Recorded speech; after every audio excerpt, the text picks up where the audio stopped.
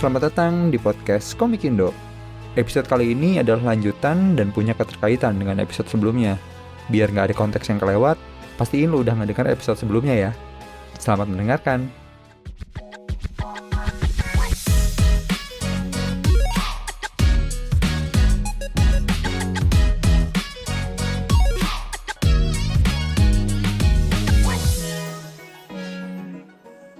Dan kalau nggak salah ngebikin komik ini waktu pengerjaannya cukup singkat ya, walaupun konseptingnya lama ya. Sampai ada apa? Comics Without Sleep gimana? Iya bener banget mas. Cuman 3 bulan tapi efektifnya tuh 1,5 atau 2 bulan kali ya. Wih, Mas Det langsung full mode apa? Berserk. Oh, keren sih. Nah ini aku juga sempat baca statusnya Mas Ferdian kan, yang setelah beres Komipara gitu. Dan salah satu hal yang dimention sama Mas Ferdian tuh adalah proofreading yang Mas Ferdian lakukan sebelum launching gitu. Nah, aku juga sebenarnya sempat ngobrol sama proofreader yang Mas Ferdian maksud gitu. Ya aku tahu proofreading itu cukup penting, tapi aku pengen nanya, buat kalian tuh sepenting apa proofreader dari orang lain itu dan kapan harus dilakuin gitu? Ya apakah saat concepting tadi pas udah ada ceritanya, atau ya udah pas udah jadi satu komik ini aja baru dikasih ke proofread dengan resiko yang berbeda ya. Maksudnya kalau tadi pas concepting awal kan ya lebih mudah untuk digantinya ya. Kalau yang udah jadi satu komik ini kan kalau misal memang harus banget ada yang direvisi kan apa ya, kalau bahasa Sundanya mah wayahna lah ya. Kalau dari kalian gimana? Sepenting apa dan kapan gitu sebaiknya ngelakuin proofreading? Kalau menurut saya sih penting enggaknya biasanya tergantung scope projectnya sih ya. Kalau misalnya sangat komersil, maksudnya komersil dalam artian tuh pengen banget laris, pengen banget terjangkau market sebanyak-banyaknya kayak gitulah. Nah itu menurut saya sih penting. Soalnya proofreadingnya tuh bisa disesuaikan sama persona dari market yang dituju gitu loh. Misalkan nargetinnya anak SMA, bisa tuh proofreadernya yang anak SMA yang kira-kira cocok. Jadi biar bisa dapat gambaran kayak tadi lah, validasi itu. Apakah ada yang masih bisa diubah atau enggak. Jadi menurut saya sih tergantung proyeknya kayak gimana. Kalau misalnya proyeknya cuman proyek idealisme kayak gitu, atau memang cuman pengen ngasih pesan atau apalah, menurut saya sih nggak harus, bisa langsung aja dirilis gitu. Nah kalau waktunya, timingnya, kebetulan kemarin walaupun nyobain proofreading, sebenarnya timingnya nggak pas gitu karena udah mepet kan. Karena mepet jadi nggak ada waktu cukup buat evaluasi. Padahal mungkin beberapa bisa dimaksimalin. Yang paling simpel sih kayak, karena ini bahasa Inggris ya kan ada grammar juga ya. Itu beberapa orang ada yang nemuin gitu kesalahan grammar gitu. Dan ini bisa ketahuan, oh yang ini nganggep itu masalah karena memang dia bukan pembaca komik yang umum kayak gitu. Jadinya ngerasa kalau baku ya harus baku kayak gitu loh. Tapi ada juga yang justru udah paham, oh kalau di komik mah emang nggak harus terlalu baku kayak gitu loh. Nah itu kan jadi bisa dapat buat kedepannya enaknya gimana nih nyari pilihan bahasanya yang lebih cocok yang mana gitu. Sama kalau yang benar-benar salah, entah salah penulisan itu bisa ketahuan. Simpelnya itu. Nah yang keduanya kalau masalah plotting dan lain-lain itu mungkin menurut saya mirip-mirip screening film kali ya. Jadi kalau misalnya dirasa ada bagian yang harus diubah, baiknya sih naruh timing proofreading ini sebelum benar-benar rilis gitu. Jadi supaya ada waktu buat revisi. Tapi karena saya kemarin agak mepet, jadi lebih ke pembaca awal aja. Pengen lihat reaksinya kayak apa, jadi tahu gambaran nanti mau ngemasarinnya gimana nih, fokusnya ke yang mana aja. Oke. Lebih gitu sih. Kalau Mas Diat ada yang mau ditambahkan? Kalau saya kayak editorial lagi sih baliknya. Iya. Jadi pas storyboard ke editor, atau kalau di Raga Sukma paling ke kakak tertinggi. Terus paling kalau udah final 2 kali doang. Biasanya sih kalau final biasanya diceknya kayak ada typo atau enggak kayak gitu. Saya kan ini rajanya typo. Dewa typo nih. Udah dewa ya sekarang ya. Udah dewa. Yang ngurus apa lettering siapa ini berarti? Mas Fer? Ya saya. Enggak. Ini tidak mungkin saya dong. Tidak mungkin. Baru mau bilang. Oke. Nah, setelah komik ini jadi kan komik ini tuh pertama pas dirilis di Komipara kejualnya cukup cepet ya. Kalau nggak salah di hari kedua tuh nyisa berapa? 8 biji apa berapa? Oh enggak, hari kedua masih ada 20. 20 yang Oh ini sebenarnya 10 tapi 10 lagi itu tadinya nggak mau dijual gitu. oh oke. Karena beda percetakan tapi akhirnya dijual juga. Yang padahal itu jumlahnya udah kalian tambahin kan dari jumlah awal yang Iya. tadinya takut nggak habis gitu kan. Nah, ini boleh di-share nggak ke teman-teman marketing apa yang kalian lakuin sampai bisa kayak gitu? Kalau untuk Komipara itu memang anomali sih mas. Gimana? Jadi terus terang karena waktu itu bener-bener mepet banget. Saya itu baru nyetak Hamin seminggu. Oke. Jadi ya enggak deh, Hamin 5 hari dari sebelum hari H gitu. Itu baru nyetak tuh. Jadi baru bisa bener-bener masarin itu tuh Hamin 3 kalau nggak salah. Dan itu pun masarinnya nggak yang terlalu gencar gitu. Bener-bener cuma nge-share di timeline Facebook sama grup aja. Cuman di situ emang saya mikirnya ini bener-bener gimana caranya bisa narik perhatian kayak gitu. Makanya langsung ngerilisnya tuh barengin sama intronya yang di pesawat itu, adegan pesawat. Jadi nggak cuman langsung ready stock gitu atau misalnya siap dijual di Komipara, nggak kayak gitu, tapi langsung nyebarinnya intronya dulu supaya ngehook gitu. Ngehook sama ceritanya lagi sama gambarnya juga. Dan bahkan di situ belum bilang kalau bakal langsung dijual, cuman biar penasaran dulu doang gitu. Nah jadi baru reveal katalognya tuh H-2 gitu. Nah di situ kalau dari animonya sih waktu pas nge-share intro itu emang kelihatan lumayan baik ya penerimaannya gitu. Nah jadi kalau lagi marketingnya pas sebelum Komipara tuh sebenarnya nggak ada yang terlalu gimana-gimana gitu. Jadi murni mengandalkan oke, ini produk kita udah kita kerjain semaksimal mungkin dalam waktu sesingkat-singkatnya gitu, semoga bisa menarik pembaca gitu. Nah makanya kaget tuh waktu pas di Komipara itu. Jadi hampir setiap yang nanya tuh, kalau yang saya mukanya nggak familiar, biasanya kan kalau kreator kelihatan ya udah pernah friend di Facebook gitu. Nah kalau yang nggak familiar biasanya saya tanya, tahu dari mana mas atau mbak gitu. Dan bahkan banyak yang jawabnya baru tahu di event itu. Oh wow, berarti Nah jadi menariknya gitu. Ini saya pengen banget sih Komipara tahu fakta ini gitu. Jadi saking hype-nya audiens, bahkan yang nggak tahu pun sampai jadi tertarik langsung buat beli gitu. Itu menurut saya bagus sih. iya, karena aku juga baru tahu ternyata kalian fokusnya ngepost di Facebook gitu ya. Karena aku kan mainnya di Instagram. Nah, aku tuh nggak terlalu tahu tentang World Without Sleep ini sampai pas di Komipara. Oh, sebelumnya di grup baca komik lokal gitu ya. Tahunya dari situ doang. Pas datang ke Komipara, pas nanya, stok tinggal dikit kan, mau nggak mau ya langsung takut kehabisan. Iya benar. Kalau Mas Ded sendiri ada yang dilakukan nggak? Apa jangan-jangan di belakang tuh Mas Ded kayak, "Hoi, kalian para pembaca komik saya, lihat saya bikin komik baru lagi," gitu. Astagfirullahaladzim. Sudah mempromokan saya yang begitu sombong. Berarti kalian beneran nggak ada ya? Nggak ada apa misal ngiklan pakai ads di apa gitu? Nggak? Baru nyoba ngiklan tuh kemarin pas mau PO yang batch 2 ini, baru nyoba ngiklan. Kalau sebelumnya nggak, waktu pas Komipara itu belum ada sama sekali. Dan yang menariknya tadi kalau kaitannya sama Mas Dedi, waktu saya kolaborasi sama Mas Dedi di Comicus kan nyetak juga. Oh iya. Nah itu tuh banyak banget yang justru datang dari fansnya Mas Dedi. Oh, oke. Nah, jadi beli karena ada dedinya gitu. Nah, yang kemarin WWS itu agak unik, soalnya selain mostly beneran pembaca, itu yang saya suka sih, karena jadi beneran dibelinya pembaca gitu, bukan sesama pegiat komik. Jadi nggak berhenti di satu skena itulah gitu, tapi juga beneran pembaca, jadi pembaca umum, dan nggak banyak yang nanyain tentang Mas Dedi langsung gitu. Soalnya ada bootnya Mas Dedi. Iya, di belakangnya. Nah, di belakang. Jadi mereka udah tahu tuh kalau yang ke Mas Dedi kan di belakang tuh kayak gitu. Iya. Tapi mungkin juga gara-gara ini Mas, kan BBS sudah dari 2017 ya. Oh iya. Oke, iya benar sih. Itu juga ngaruh. Cuman tetap saya bingungnya persentasenya itu kenapa lebih banyak kayak audiens baru gitu loh. Jadi kayak emang pengunjung gitu kayaknya. Tetap harus didata sih, cuman kebanyakan yang saya tanya tuh mereka emang pengunjung aja gitu. Jadi menarik. Keren sih. Itu mungkin dari ini juga kali ya, dari booth kalian lumayan eye catchy juga nggak sih? Karena gambarnya Mas Ded juga sih sebenarnya. Iya kan, gambar-gambar gede itu orang-orang pada tersiksa gitu kan. Pada Harusnya kasih musik Mas. Astagfirullah. Oh, oke. Jadi ini hal menarik yang mungkin bisa dianalisa bersama ya. Barangkali teman-teman mungkin boleh sharing lah. Saya beli komik ini juga. Kenapa tiba-tiba beli komik ini? Mungkin boleh dikasih tahu juga ke kita gitu ya. Buat pembelajaran bersama gitu. Barangkali yang dengerin dan udah pernah beli gitu ya. Itu. Sip. Oke, ini mungkin sudah mendekati penghujung acara kita lah, acara lagi. Podcast. Nih aku pengen nanyain pertanyaan yang ya mungkin lumayan general lah. Aku pengen tahu sih menurut kalian berdua perkembangan komik Indonesia selama beberapa tahun ini, ya let's say 5 tahun lah. Ini quote on quote nggak ada terkait politik ya, 5 tahunan nggak ada ya.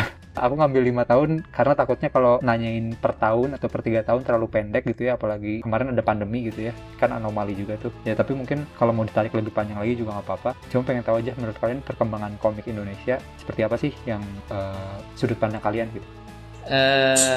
Kalau saya sebenarnya untuk mengamati, saya nggak begitu mengamati ya. Cuma sebagai penjual, emang setelah pandemi daya belinya lebih tinggi. Ada yang bilang pas pandemi itu semuanya nahan-nahan gitu. Tapi setelah pandemi itu pas ada event jadi jor-joran gitu. Semacam kayak gitu. Cuma kalau diomongin kayak gitu, kita kan udah beberapa tahun dari pandemi ya. Daya belinya tidak makin turun tapi makin naik.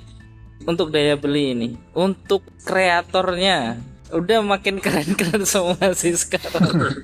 Keren-keren semua. Itu apa? Novarium tuh anak-anaknya nggak ada yang nggak keren tuh. Terus apa? Padepokan Cilok. Tuh, katanya kan saya kan termasuk yang dari 2013 ya. Udah lumayan udah ada 10 tahun lebih. Udah 10 tahun lebih di perkomikan ini. Perkembangan kreatornya belakangan ini makin menggila sih. Terus genrenya makin beragam. Bener sih. Salah satunya ini ya, WWS juga kayaknya nggak banyak yang ngambil tema kayak gini gitu. Kayaknya iya. Ya kalau Mas Fer gimana? Iya, kurang lebih sama sih ngelihatnya ya. Di luar yang tadi udah disebutin Mas Dedi, event aja kan sekarang makin banyak banget ya. Bahkan kemarin itu di grup baca komik lokal sama di Facebook itu ada yang bikin kayak semacam list lah, kalender event gitu. Jadi event-event yang berkaitan sama pop culture yang setidaknya ada jual komiknya gitu. Nah itu tuh mungkin nggak tiap bulan banget ya, tapi 2 bulan sekali mah ada lah gitu. Dan yang ngeselin sih di bulan-bulan tertentu numpuk banget. Intinya karena eventnya juga makin banyak, itu udah cukup nunjukin kalau minat orang buat ke komik juga makin banyak, terutama ke pop culture lah luasnya. Tapi yang nyari spesifik komik juga makin banyak. Ditambah lagi kayak channel-channel baru, kayak channel YouTube, channel Instagram atau TikTok gitu yang memang bahas komik lokal tuh banyak banget kan sekarang. Ada Jogologi, terus ada kalau yang dari segi kolektor tuh sekarang kan pada bukan cuma nge-show off koleksinya yang impor yang sangat racun itu, tapi juga nge-review komik lokal, bahkan ngeliatin koleksi komik lokalnya juga gitu. Jadi kalau dari perkembangannya sih 5 tahun ini cukup signifikan ya dari segi itu animo pembaca, peserta. Terus yang bikin juga bener kata Mas Dedi tuh makin banyak banget yang bagus-bagus, mau secara visual ataupun writingnya gitu. Yang paling belum ketahuan tuh ironisnya justru penjualan sebenarnya. Maksudnya nggak ada datanya gitu. Jadi karena masing-masing ya? Jadi apakah perkembangan dalam 5 tahun ini yang kelihatan signifikan dan makin ke arah yang baik ya, apakah diiringi dengan penjualan yang baik juga? Nah itu nggak tahu tuh, belum ada yang tahu. Dan itu juga makanya yang kemarin sempat diobrolin kan masalah apakah udah masuk industri atau belum nih komik tuh, atau cuman masih skena gitu. Karena data itu emang perlu sih, data penjualan itu biar tahu gitu. Kurang lebih gitu. Setuju sih. Nah, ini terkait yang tadi sih, mungkin udah sedikit dibahas Mas Fer juga ya. Tapi saya tuh pengen nanyain terkait apa sih yang bisa kita lakukan untuk perkomikan Indonesia ini gitu. Kan stakeholder perkomikan itu kan banyak ya. Ya ada komikus, ada produsen, penerbit, distributor, pemerintah gitu, dan sampai ke pembaca gitu ya. Ya mungkin saya pengen tanya sih, dari kalian sempat kepikiran gak sih hal-hal yang mungkin bisa dilakukan oleh salah seorang stakeholder gitu yang cukup bisa membantu perkembangan komik Indonesia gitu? Ya misal dari segi pembaca gitu, pembaca kayaknya kalau melakukan ini bagus deh, atau misal pemerintah kalau bikin ini kayaknya bagus deh. Kalian sempat kepikiran gak hal-hal yang apa ya, mungkin cukup bisa dilakukan dan bisa membantu perkomikan Indonesia gitu? Ya ini mah saya ngelempar pertanyaan hit and miss aja, siapa tahu jawaban yang kalian berikan ternyata bisa dilakukan dan didengarkan oleh orang yang tepat kan, siapa tahu gitu ya. Perkomikan Indonesia ya yang bisa kita lakukan, berarti ini banget ya, personal banget ya. Ya personal, atas perspektifnya melihat apa bebas sih. Kalau dari saya sih sebagai pembaca, sebagai kreator juga gitu, kalau yang bisa saya lakukan ya Sebenarnya udah terwakili di Comicus kalau saya.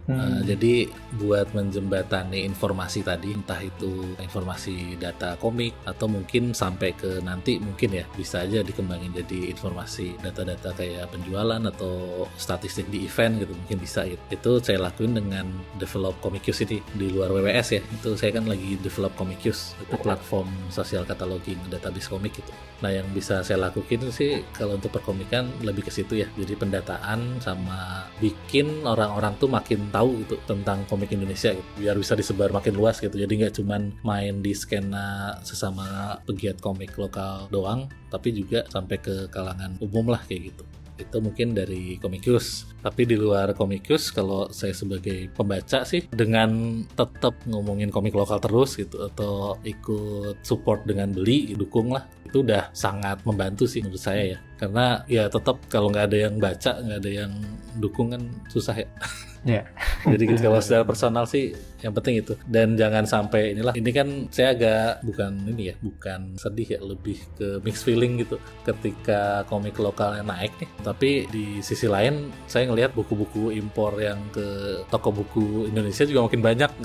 Oh iya. Jadi kayaknya sih kalau bisa bikin gerakan yang ngedongkrak komik lokal tuh sangat membantu banget. Nah makanya grup-grup kayak baca komik lokal atau book party yang komik atau yang lokal-lokalan lah, grup yang komunitas-komunitas kecil gitu, jangan sampai mati lah, tetap ini aja, sering-sering ikut eventnya gitu biar tetap hidup. Jadi komik lokalnya terus berkembang lah kayak gitu.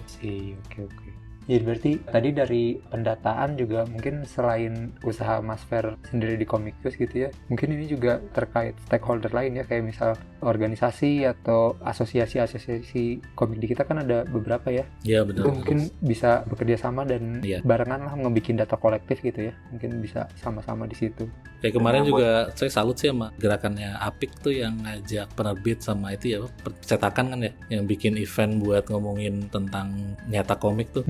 Itu menarik tuh, maksudnya sampai mau ngajak stakeholder dari percetakan gitu kan, berarti nggak lagi kreator tuh harus nyari-nyari sendiri gitu, percetakan yang bisa nyetak komik dengan baik gitu. Tapi kalau percetakannya sendiri tahu gitu kalau nyetak komik tuh lain, karena kan sangat bergantung sama visualnya ya, cetakannya harus bagus, potongannya rapi gitu. Itu bagus banget menurut saya. Jadi gerakan-gerakan kayak gitu keren sih. Iya. Berarti kalau teman-teman lain yang misal punya ide untuk ngebikin gerakan lain yang barangkali bisa membantu perkomikan Indonesia juga ada bagusnya di ini juga ya. Coba aja diinisiasi dulu gitu. Siapa tahu peminatnya banyak juga kan. Betul. Oke. Nah, kalau dari Mas Det seperti apa? Kira-kira apa sih yang bisa dilakukan sama siapapun yang kepikiran sama Mas Det? Kalau mau ngeritik pemerintahan juga nggak apa-apa Mas Det. Boleh. boleh, saya mah boleh. Pajak bukunya diturunin dong. Oh betul, ya setuju sih. Aku benar setuju. Tuh ngeselin itu. Diturunin pajak bukunya. Paling nggak supaya Comicus nggak males masuk major label gitu loh. Iya sih benar. Iya benar.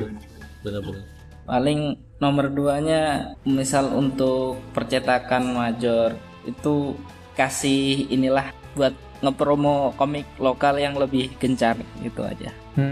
Soalnya tak lihat-lihat tuh kayak komik yang terbit tuh tidak ada special treatmentnya untuk komik lokal gitu. Iya betul. Itu saya bisa konfirmasi juga itu dengan komentar-komentar netizen di akunnya penerbit. Saya sempat lihat ada yang bilang ya pokoknya buku ini aja dipromosiin terus, kok komik Indonesianya nggak pernah dipromosiin. Nah ada yang seperti itu dan memang berarti ditangkap juga sama pembaca lain gitu. Mereka pengen tahu gitu komik lokal baru yang keluar apa. Iya. Ya, dan tadi pajak buku juga bener sih, nggak cuma Comicus ya, penulis buku pun banyak yang teriak terkait itu gitu. Dan bener, itu dibahas terus juga sama ya, nggak cuma di bagian Comicus tapi kayak semacam ulama kayak Bib Jafar juga kan kayak gitu kan, kita tuh nggak malas baca buku katanya gitu. Tapi entah lah ya. Setuju. Ya pemerintah ya kalau misalnya memang kata-kata ingin meningkatkan minat baca, kita tunggulah niat baiknya. Astagfirullahaladzim. Nggak gitu. Ini masukan aja ya, wahai pemerintah kalau dengerin. Saya juga ragu ada pejabat yang dengerin. Kita lanjut aja ke pertanyaan terakhir. Oke, ini kan tahun kemarin 2024 akhir tahun udah keluar nih buku. Ini volume 1 apa chapter 1 nih sebutnya? Chapter 1 aja deh. Oke, chapter 1. Nah, Kalian ada target-target tertentu nggak? Mau nargetin keluar kapan, atau mungkin mau ngeluarin chapter 2-nya kapan yang mungkin udah boleh di-share ke pendengar gitu atau pembaca? Mungkin boleh dikasih tahu. Kalau untuk chapter 2-nya rencananya sih pas Juli ya, PESCOM rencananya. Mau dirilis di PESCOM. Tapi skripnya aja belum saya oper ke Mas Dedi nih.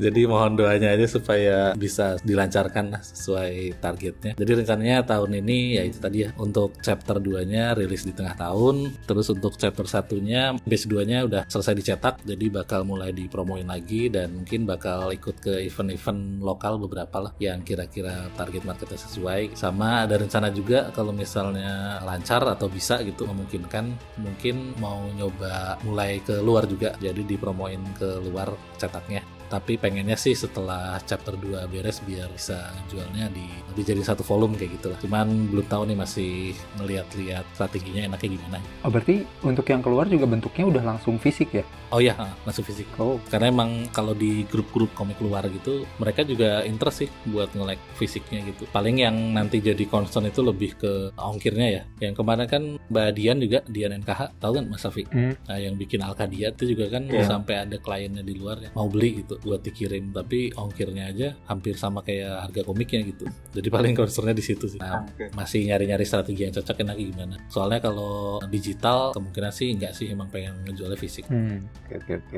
Mas Det, ada yang mau ditambahin? Nggak ada. Sip. Saya Mas Fer bilang Juli, awas aja saya tidak tidur gitu.